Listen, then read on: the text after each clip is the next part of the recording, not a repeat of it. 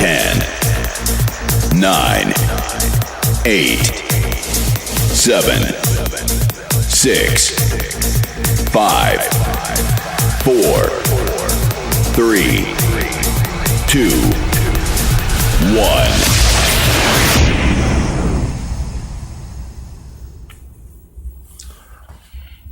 Good morning, everyone, or good evening, wherever you may be. Maybe it is 2:35 a.m. Central Standard Time.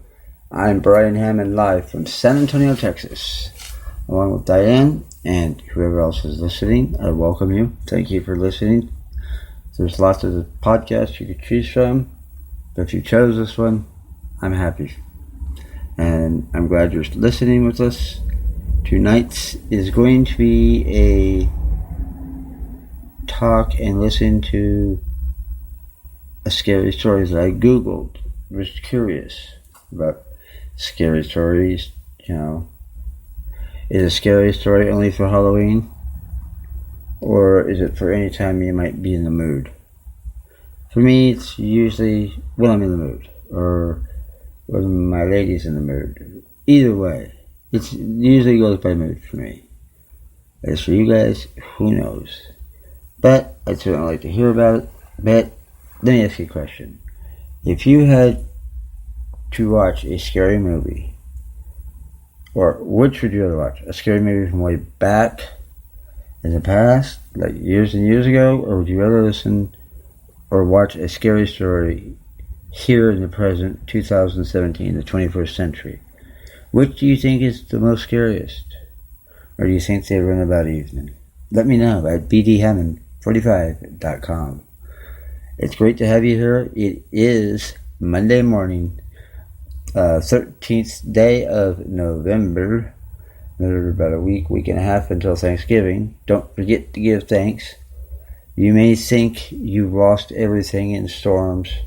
You may think you've lost control of your city because of the shootings and the mass killings. People, you may be thinking, don't go back to church. Look what happens. Don't feel that way, people. I know it's hard not to think like that, and I know it's easy for me to sit here and say that. And you're right, it is. Maybe a little too easy. But know this. I'm always going to have you in my mind and in my heart and in my prayers for your safety, not just for you, but for everybody there and everybody around you. And for anybody that's going. We cannot let people like that win us over, turn us into hermits. I implore you not to let that happen. Okay? I know it's scary. It's terrifying. It's terrifying to get on a plane because you never know what's going to happen. But that's not what I got on here to talk about. I wanted to find out what you thought, what the difference between previous scary movies many years ago and today's scary movies or audios or however you decide to listen and watch your scary stories or however. This podcast is for everyone. If you have show ideas, you have something you want to talk about, you want to chat, by all means, I'm here. Be glad to chat with you, answer any questions I can. If I don't have an answer, I'll be glad to try and find one for you. Okay? So feel free. This is a friendly podcast. It's a podcast for everyone. Anybody's welcome. Anybody's welcome to call, tune in, or chat with me live while on air. We are live at www.speakerstudio.com and on iTunes, Facebook, and also the Alexa device through Amazon. Please follow the instructions when you are downloading or upgrading how you listen or podcast your shows, or if you're listening to one that you particularly are fond of, that you follow on a regular basis. We are also on iHeartRadio sometimes. I hope you guys enjoy. And if you're listening on an Android device, a Mac, a PC, an iPhone, or you can still tune us in at the same location because we are national. We are We are live currently.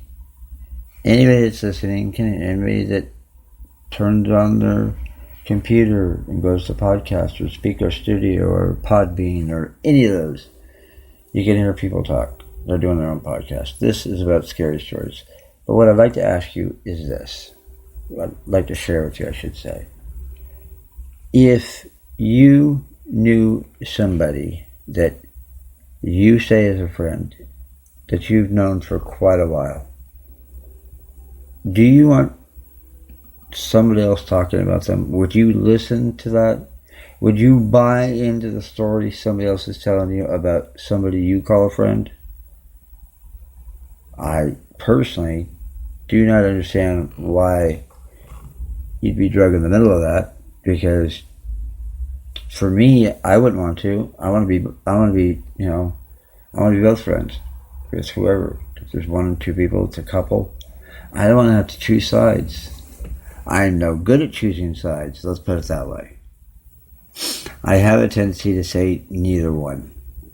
What would you do in that circumstance? What would you do if they put you in that circumstance? Would you know what to say? Would you know how to handle it? Is the way I think about it the right way, or is it the wrong way? That is the question of the night. I am curious as to your thoughts, your opinions on that. Let me know at bdhammond45@gmail.com or 210-708-8701 during the broadcast or even after. You can also chat live with me anytime, anywhere, usually when I'm on the air. Like I said, we're at speakerstudio.com /Scary Movie Brian, live from San Antonio.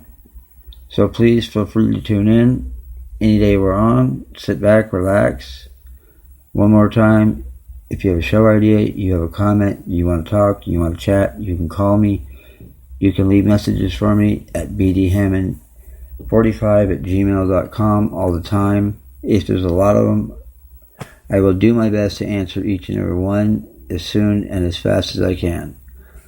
So please, if you did send an email and you are waiting for a response or you're looking for that response, please note that I am and will make every effort to answer those emails. If you want to call in live, you feel free to do that. This podcast is for everybody, but I am interested to see or hear what you guys think about that. Would you want to hear that about somebody you call a friend, but you're already friends with that somebody that's saying it?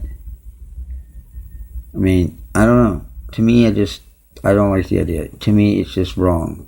If you got a problem with somebody, you go to them. And you talk to them in the right way. You don't have to holler, cuss, and curse. Okay? Just let me know what you think. We're not going to sit here and chat all night long. My audience does not seem to like that. But I am going to play a scary story for you. I hope you guys like it. I have never heard it. I was just putzing around and decided to Google scary stories. This is what I've come up with. So sit back, relax, and enjoy the next 35 minutes, 40 minutes as we listen to what they call a scary story. The Big Toe. A boy was digging at the edge of the garden when he saw a big toe.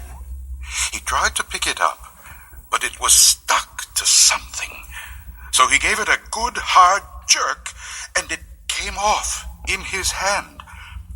Then he heard something groan and scamper away. The boy took the toe into the kitchen and showed it to his mother. "It looks nice and plump," she said. "I'll put it in the soup, and we'll have it for supper."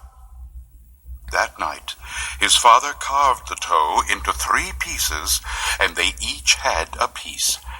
Then they did the dishes, and when it got dark, they went to bed. The boy fell asleep almost at once, but in the middle of the night, a sound awakened him. It was something out in the street. It was a voice, and it was calling to him. "Where is my toe?" toe, it groaned. When the boy heard that, he got very scared, but he thought, it doesn't know where I am. It will never find me. Then he heard the voice once more, only now it was closer. Where is my toe? It groaned. The boy pulled the blankets over his head and closed his eyes. I'll go to sleep, he thought. When I wake up, it will be gone. But soon he heard the back door open, and again he heard the voice. Where is my toe? It groaned. Then the boy heard footsteps move through the kitchen, into the dining room, into the living room, into the front hall. Then slowly they climbed the stairs. Closer and closer they came. Soon they were in the upstairs hall. Now they were outside his door. Where is my toe? The voice groaned. His door opened. Shaking with fear, he listened as the footsteps slowly moved through the dark toward his bed. And they stopped. Where is my toe? The voice groaned. You've got it! What do you come for? There was an old woman who lived all by herself, and she was very lonely. Sitting in the kitchen one night, she said, "Oh, I wish I had some company." No sooner had she spoken than down the chimney tumbled 2 feet, from which the flesh had rotted. The old woman's eyes bulged with terror. Then 2 legs dropped to the hearth and attached themselves to the feet. Then a body tumbled down. Then 2 arms and a man's head. As the old woman watched, the parts came together into a great, gangling man. The man danced around and around the room. Faster and faster he went. Then he stopped, and he looked into her eyes. "What do you come for?" she asked in a small voice that shivered and shook. "What do I come for?" he said. "I come for you!" As you shout the last words, stamp your foot and jump at somebody nearby. Me Tai Doty Walker. There was a haunted house where every night a bloody head fell down the chimney. At least that's what people said, so nobody would stay there overnight. Then a rich man offered $200 to whoever would do it. And this boy said he would try if he could have his dog with him. So it was all settled. The very next night, the boy went to the house with his dog. To make it more cheerful, he started a fire in the fireplace. Then he sat in front of the fire and waited, and his dog waited with him. For a while, nothing happened. But a little after midnight, he heard someone singing softly and sadly off in the woods. The singing sounded something like this. Me Tai Doty Walker.